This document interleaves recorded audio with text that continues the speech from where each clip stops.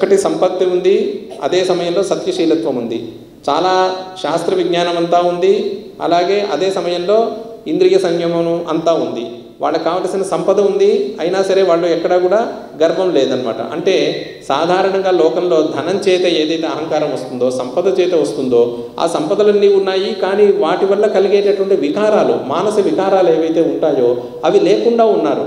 అంటే వాళ్ళ దగ్గర సర్వ విధమైనటువంటి సంపదలు ఉన్నాయి, ధనం ఉంది, సైన్యం ఉంది, అంతా ఉంది, కానీ వాటి వల్ల వచ్చేటటువంటి గర్వం కానీ, మదం కానీ, అహంకారం కానీ ఇవేమి లేకుండా ఉన్నారు. ఎందుకు ఇవి లేకుండా ఎందుకుంటారు అంటే నిత్యం కూడా శాస్త్రార్థ విచారం చేస్తూ ఆ నీతి శాస్త్రము, శాస్త్రం యొక్క తత్వము ఇవన్నీ కూడా వాళ్ళు శ్రవణం చేస్తూ ఉంటే కనుక ఆ శాస్త్ర బోధ ఏదైతే ఉంటుందో, శాస్త్రంలో చెప్పినటువంటి విషయాలు ఏవైతే ఉంటాయో అందరం కనుక మనసుకి ఎక్కుతూ ఉంటే కనుక అప్పుడు వాళ్ళకి ఇలా చేస్తే ఇలా అవుతుంది, ఇలా చేయకపోతే ఇలా అవ్వదు అని చెప్పి ఈ రకమైనటువంటి చక్కగా వివేకం కలుగుతుంది. వివేకం ఎప్పుడైతే కలుగుతుందో ఈ అహంకారాదులు, రాగద్వేషాలు ఇవన్నీ కూడా చేరకుండా ఉంటాయి. కాబట్టి అందుకనే ఈ రాజుల గురించి వర్ణించే సందర్భంలో వారు రాజ్యాధికారం కోసం ఎన్ని పనులు చేస్తున్నా సరే ఖచ్చితంగా ప్రతిరోజు వారి దగ్గర ఉండే విద్వాంసులు వారికి పురాణము, శాస్త్రాది విషయాలన్నీ కూడా ఒకానొక సమయంలో రాజుగారికి రోజు మొత్తం మీద దినచర్యలో భాగంగా ఆ రాజుగారికి వారు ఖచ్చితంగా ఏదో సమయంలో పురాణం, ధర్మశాస్త్రం వీటి గురించి చెప్తూ ఉంటారు. ఎందుకని అంటే ఈ ధన సంపత్తి వీటి చేత ఆ దుర్మార్గం అనేది మనసులో రావడానికి వీలు లేకుండా ఉండటం కోసం ఇలా చెప్తుంటారనమాట. అందుకని ఈ విశేషణాల్లో ఎక్కడ వేసినా సరే సత్యశీల వదాన్యశ్చ యజ్వామాని మహారథ జితేంద్రియ మితాహార దేవధ్వజ నిషేవక యస్యాశ్వగజయోధానాం రథినాం సర్వధన్వినాం న సంఖ్యాతే న సంఖ్యా విద్యతే రాజన్ సఖ్యాత్రి విషయాసినాం. ఆ ప్రాంతంలో ఉన్నటువంటి అతని యొక్క సైనిక బలం లెక్క పెట్టడానికి వీల్లేదు. ఎన్ని గుర్రాలు ఉన్నాయో, ఎన్ని గజాలు ఉన్నాయో, ఎన్ని రథాలు ఉన్నాయో ఇవి లెక్క పెట్టడానికి కూడా వీల్లేదు. మరి అంతటి సైన్య బలం ఉన్నటువంటి వ్యక్తి విర్రవీగాలి కదా అంటే ఇక్కడ చూడు సత్యశీల వదాన్య యజ్వా నిత్యం యజ్ఞయాగాది క్రతువులు కూడా చేస్తుంటాడు. జితేంద్రియ మితాహార ఇంత సంపద ఉన్నప్పుడు యథేష్టంగా ఆహారం, నిషిద్ధ భక్షణం అన్నీ కూడా చేస్తుంటారు, కానీ అట్లాంటివి ఏం లేకుండా మితాహారుడుగా ఉంటున్నాడు. కాబట్టి ఇటువంటి గొప్ప మహారాజు అక్కడ ఉన్నాడు. మందిరే యస్య సౌవర్ణాహ, ఇంకా కూడా అతని వైభవం చెప్తున్నాడు. మందిరే యస్య సౌవర్ణాహ పర్యంకా భాజనాని చ, అతని ఇంట్లో మంచాల దగ్గర నుంచి కూడా అన్నీ కూడా భాజనాన్ని, పాత్రలు అన్నీ కూడా సువర్ణమయంగానే ఉన్నాయి. నాసీద్ ఔదుంబరం పాత్రం పాకార్థం అపి సర్వదా, వంట చేయడానికి కూడా పాత్రలు చివరికి బంగారంతోనే ఉన్నాయి. యస్య 12 సహస్రాః బ్రాహ్మణాః పంక్తి భోజన, ఏదో మామూలుగా రాజుగారు వారి దగ్గర ఉన్నటువంటి ఆస్థాన విద్వాంసులు వారితో కొంతమంది బ్రాహ్మణులతో కలిసి భోజనం చేయటం, లేదా వాళ్ళు భోజనం చేసిన తర్వాత భోజనం చేయటం అనేది ఒక పద్ధతిగా ఉంటే ఈ రాజుగారి దగ్గర 12,000 మంది బ్రాహ్మణులు పంక్తి భోజనం చేసిన తర్వాత ఈ రాజుగారు చేయటం అంటే ఎంతటి సంపద ఉన్నదో అని ఇక్కడ మనకు చెప్తున్నాడు అనమాట. అటువంటి రాజుగారికి సుగంధ నామ యస్యాసీత్ పత్ని ధర్మపరాయణ పతివ్రత పతిప్రాణ త్రైలోక్యేతి మనోహర, సుగంధ అనే పేరు కలిగినటువంటి ఒక చక్కటి మహారాణి గారు ఉన్నారు. ఆమె పతివ్రత, మహాపతివ్రత అన్నీ కూడా సర్వ విశేషణ విశిష్టంగానూ ఉంటుంది. నానాలంకార శుభగా ద్విజ దేవాతిథి ప్రియ ఏవంతో దంపతి రాజన్ నా పుత్రౌ సంబభూవతు. ఇలా ఉండగా వాళ్ళిద్దరికి కూడా ఎంతో ధర్మ మార్గంలో వాళ్ళిద్దరు కూడా సంచరిస్తున్నా సరే వాళ్ళకి పుత్ర సంతానం అనేది కలగలేదు. పుత్రార్థం సర్వదానాన్ని వ్రతాన్ని తపాంసి చక్రతుర్నియమాన్యన్యాన్ యజ్ఞాంశ్చ బహుదక్షిణాను, అనేకమైనటువంటి దక్షిణలు ఉన్నటువంటి యజ్ఞాలు చేశారు, వ్రతాలు చేశారు, హోమాలు అన్నీ కూడా చేశారు. నానా తీర్థాని క్షేత్రాన్ని జగ్మతు పుత్రలిప్సయ తథాపి నా భవత్పుత్రో జన్మాంతర కృతైన సై. ఇక్కడ చూడండి చక్కగా ఒక చిన్న పదంతోనే మనకు ఉన్న కిటుకంతా చెప్తున్నారు. ఎన్నో వ్రతాలు అన్నీ చేశారు, తథాపి పుత్ర నా అభవతు, వారికి పుత్రుడు కలగలేదు అన్నారు.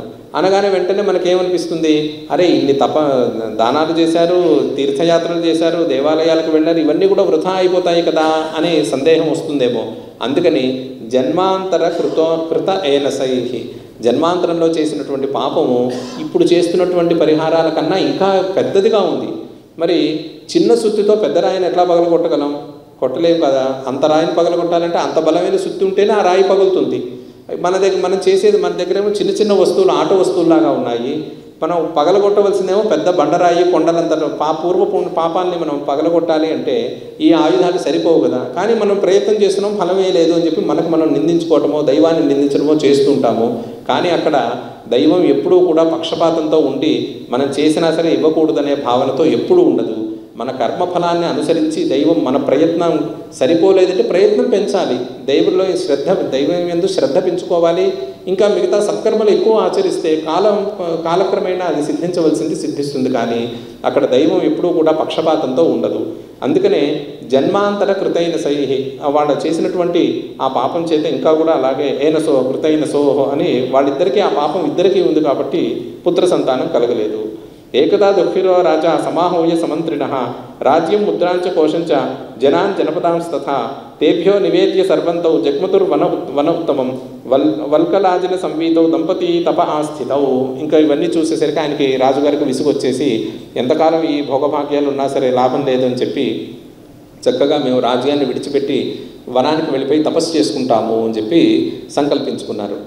అయితే అక్కడ చూడండి, అప్పటిదాకా పట్టు వస్త్రాలు ధరించిన వారు ఆ మనస్సుని నియంత్రించుకోవడం కోసం భోగభాగ్యాన్ని వదిలేసి వెంటనే మనస్సు ఒప్పుకోదు. అందుకని తత్క్షణమే వాళ్ళు ఏం చేశారంటే ఈ నార వస్త్రాలు అంటారు, వల్కలాజిన సంవీతవు, అటువంటి నార వస్త్రాలు ఇటువంటి ఏవైతే ఉంటాయో అటువంటి వస్త్రాలు ధరించేశారు. అనగానే వెంటనే మాకు సర్వశక్తులు ఉన్నాయి, మేము ఏమైనా చేయగలం అనేటటువంటి భావన పోయి అతి సామాన్యులము, దైవయోగం ఉంటేనే తప్ప మాకు ఏదీ సిద్ధించదు అనే భావన మనస్సుకు వాళ్ళు నిరంతరం శిక్షణ ఇచ్చుకోవడం కోసము ఆ భోగభాగ్యాలని తత్క్షణంలోనే వదిలేసి ఇంకా వాళ్ళిద్దరు కూడా తపస్సు మొదలు పెట్టారనమాట.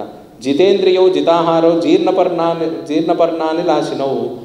చూడండి, ఎప్పుడైతే పండిపై రాలిపోయిన ఆకులు ఇవన్నీ తింటున్నారట వాళ్ళు తప్ప మామూలుగా అంతవరకు తినేటటువంటి ఉపయుతమైనటువంటి భోజనాన్ని కూడా వదిలేసి ఆ రాలిపోయినటువంటి ఆకుల్ని చక్షుర్మాత్రేణ లక్ష్యవుతో దృష్ట్వాథ నారదో ముని అలా నిరంతరం వాళ్ళు తపస్సు చేస్తూ కృషించిపోయి ఉన్నారు. కృషించిపోయి ఉన్నప్పుడు ఆ సందర్భంలో నారద మహర్షి కంటపడ్డారు. వాళ్ళు జనకం కృతవీర్యస్య పితృలోకస్థమ బ్రవీత్ దృష్ట్వాథ నారదో ముని జనకం కృతవీర్యస్య పితృలోకస్థమ బ్రవీత్. ఈ కృతవీర్యుడనే అతను తండ్రి దగ్గరికి నారదుడు వెళ్ళాడనమాట. అంటే తండ్రి పోయాడు, పితృలోకంలో ఉన్నాడు. ఈ నారదుడు ఇక్కడ వీళ్ళ యొక్క దుస్థితిని చూశాడు. ఇంతగా సంపదలు ఉన్నా సరే వీళ్ళంతా పుత్రుడి కోసం తపిస్తూ అరణ్యాలను బట్టి తపస్సు చేసుకుంటున్నాడు అని ఈ విషయం వెళ్ళి వాళ్ళ తండ్రి గారికి చెప్తామని చెప్పి వెళ్ళాడనమాట. అపుత్రత్వాత్ గతో యతో అపుత్రత్వాత్ ప్రాయగతో విద్యతే తనయస్తవ. పుత్రుడు లేనటువంటి దుఃఖంతో దాదాపుగా చనిపోయిన వారితో సమానంగా ఉన్నారు నీ కొడుకు. కృతవీర్యో మృత్యులోకే శ్వపరశ్వో మరిష్యతి. నీ కృతవీర్యుడు అనేటువంటి నీ కుమారుడు ఇవాళ్ళో రేపో పోయేటట్టుగా ఉన్నాడు. అంతటి అంటే తపస్సు చేత శరీరం అంతా జీర్ణమైపోయింది.